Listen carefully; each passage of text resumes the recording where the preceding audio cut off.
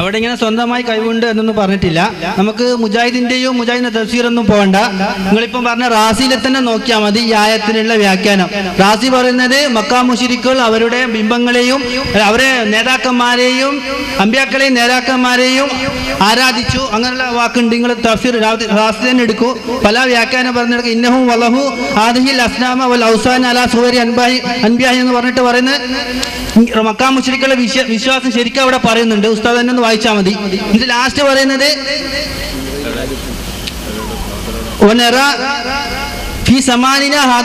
ഈ കാലഘട്ടത്തിൽ നമുക്ക് കാണാം കസീറൻ മിനൽ ഖൽഖി ധാരാളം പടപ്പീങ്ങള് മഹാന്മാരുടെ ഖബറുകളെ ആദരിക്കുന്നത്. എന്ത് വിശ്വാസത്തിന്റെ മേലെ? അവർ ഞങ്ങൾക്ക് ശുപാർശ ചെയ്യും എന്ന് ആദരിക്കുന്നതിന് ഇത് മുശ്രിക്കുകളുടെ ഇതിനോട് തുല്യമാണ് എന്ന് റാസി തന്നെ പറയുന്നുണ്ട്. റാസിന്റെ ആ ഭാഗം ഉസ്താദിനെ വായിക്കാം. റാസിന്റെ ഭാഗം വായിക്കുന്നതിന്റെ മുമ്പ് ഇയാൾ തുടങ്ങിയത് ഒരു മുഖവേരയോട് കൂടിയാണല്ലോ. മക്കാ മുശ്രിക്കീങ്ങൾക്ക് അങ്ങനെ അവരുടെ ഇലാഹുകൾക്ക് സ്വന്തമായി കഴിവുണ്ട് എന്ന് വിശ്വസിച്ചിരുന്നില്ല എന്ന് പറഞ്ഞല്ലോ, വിശ്വസിച്ചില്ല എന്ന് ഇയാൾ പറഞ്ഞല്ലോ. ഇത് ലോകത്ത് ഒരു പണ്ഡിതനും പറയാത്ത വാദമാണ്. ഒരാളും ഈ അഭിപ്രായപ്പെട്ടിട്ടില്ല. പോരാ, റാസി ഇമാം ആ വിഷയം പറഞ്ഞത് ഞാനിവിടെ ഉദ്ധരിച്ചു. അതും പോരാത്തതിന് അമാനി മൗലവി മലയാളത്തിൽ എഴുതിയതും വായിച്ചു. ഇതിന് ഇയാൾക്കൊന്നും പറയാനില്ലല്ലോ. അപ്പോഴത്തേക്ക് ഇയാൾ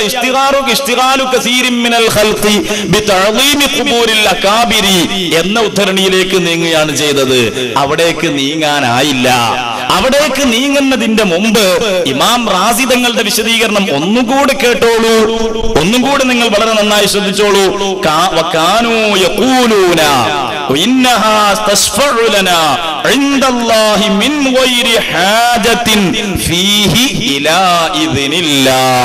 അല്ലാഹുവിന്റെ സമ്മതത്തിലേക്ക്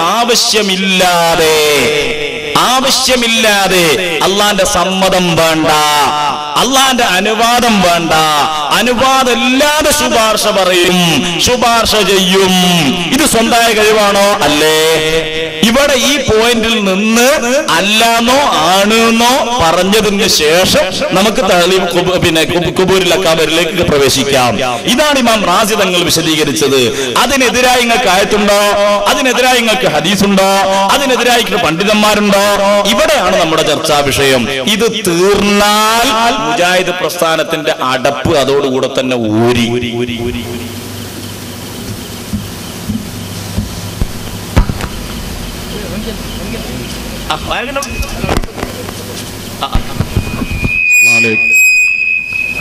പ്രിയപ്പെട്ട മുജാഹിദിന്റെ മൗലവിമാരോട് ഒരു കാര്യം എനിക്ക് ചോദിക്കാനുള്ളത്, പിന്നെ ഞാൻ ആകെ ഒരു അഭിപ്രായ വ്യത്യാസത്തിലുണ്ടായിരുന്നൊരു സംഭവമായിരുന്നു അള്ളാഹു അല്ലാത്തവരെ വിളിച്ച് പ്രാർത്ഥിക്കുക എന്നുള്ളത് വിഷയം. ഉദാഹരണത്തിന് ഉസ്താദ്മാർ പറഞ്ഞ പോലെ മൊഹീദ്ദീൻ ഷെയ്ന, അതേപോലെ കണ്ട ഔലിയാക്കന്മാരെ കുറിച്ച് നമ്മൾ സഹായം ചോദിക്കലുണ്ടല്ലോ, ആ വിഷയം വളരെ ഒരു ശങ്കയുള്ളൊരു വിഷയമായിരുന്നു അത്. പക്ഷെങ്കിൽ അതിനെപ്പറ്റി ഉസ്താദ് വളരെ വിശദമായിട്ട് ഖുർആനായത്ത് ഓതിക്കൊണ്ട് വിശദീകരിച്ചത് മനസ്സിലാക്കാൻ കഴിഞ്ഞത്, അത് അള്ളാഹു അല്ലാത്തവരെ ആരാധിക്കുക ദൈവം എന്ന നിലക്ക്, ഇലാഹ് എന്ന നിലക്ക് വിളിക്കുന്നതാണ് എന്ന് വളരെ വ്യക്തമായിട്ട് ഖുർആനായത്ത് ഓതിക്കൊണ്ട് ഇവിടെ പ്രതിപാദിച്ചു. പക്ഷെങ്കിൽ മുജാഹിദിന്റെ ബഹുമാനപ്പെട്ട മൗലവി അതിന് അനുയോജ്യമായ അല്ല വിളിക്കാമെന്നുള്ളൊരു മറുപടി എന്ത് ചെയ്തിട്ടില്ല, തന്നിട്ടില്ല. ഞാൻ പല കല്യാണ വീട്ടിൽ നിന്നും പല സ്ഥലത്തുനിന്നും ഈ കാര്യത്തിന് വേണ്ടി മുജാഹിദിന്റെ ഒരു അനുഭാവിയായിക്കൊണ്ട് തന്നെ സംസാരിച്ച വ്യക്തിയാണ്.